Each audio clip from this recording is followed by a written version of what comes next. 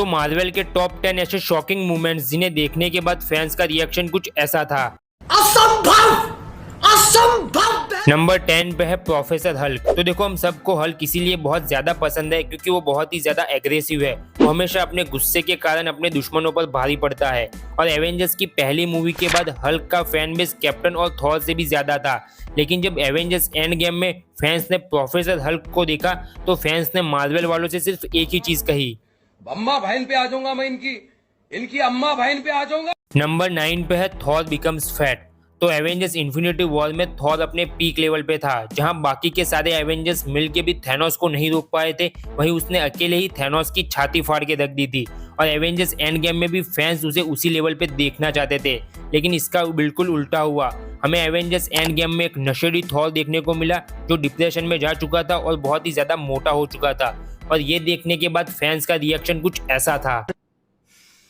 को पैसा बर्बाद पहन। नंबर 8 पे है स्पाइडरमैन एंट्री ने एमसीयू। तो देखो कैप्टन अमेरिका सिविल वॉर तक हम मार्वल के अंदर बहुत सारे सुपर हीरोज को देख चुके थे, लेकिन अभी भी एक सुपर हीरो मिसिंग था जिसे हम बचपन से ही देखते आ रहे थे, जो बचपन से ही हम सबका फेवरेट था और वो था स्पाइडरमैन। और हम स्पाइडरमैन का कैरेक्टर एमसीयू के अंदर देखने के लिए बहुत ही ज्यादा एक्साइटेड थे और हमारा ये सपना पूरा हुआ कैप्टन अमेरिका सिविल वॉर में, जो हम सबके लिए एक बहुत ही ज्यादा बड़ा शॉकिंग मोमेंट था। नंबर 7 पे जो मोमेंट आता है वो आता है जब हेला ने थॉर का हैमर तोड़ दिया था। तो देखो हम सब जानते हैं कि थॉर का हैमर उठाने के लिए हमारा वर्दी होना बहुत ही ज्यादा जरूरी है। इस मोमेंट तक जहां थॉर के हैमर को कोई हिला भी नहीं पा रहा था, वहीं हेला ने ऐसे तोड़ दिया जैसे थर्मोकॉल का बना हो। और ये मोमेंट बहुत ही ज्यादा शॉकिंग था थॉर फैंस के लिए। बात तो सही है। नंबर 6 पे आती है आयरन मैन और कैप्टन अमेरिका की फाइट। तो देखो इस पॉइंट तक हमने super hero versus super heroes की बहुत ही ज्यादा फाइट देखी थी, लेकिन वो सारी की सारी फाइट्स फ्रेंडली थी। लेकिन ये मोमेंट ऐसा था जहां हमारे दोनों फेवरेट सुपर हीरो एक दूसरे की जान लेने तक भी तैयार थे और ये एमसीयू का अब तक का सबसे डार्केस्ट मोमेंट भी था। नंबर 5 पे आती है कैप्टन अमेरिका की रिटायरमेंट। तो देखो इस पॉइंट तक हम अपने ओरिजिनल 6 एवेंजर्स में से नताशा और टोनी को खो चुके थे और जब कैप्टन पास्ट में जाकर बूढ़ा होकर लौटता है तो ये मोमेंट कैप्टन फैंस के लिए बहुत ही ज्यादा शॉकिंग होता है।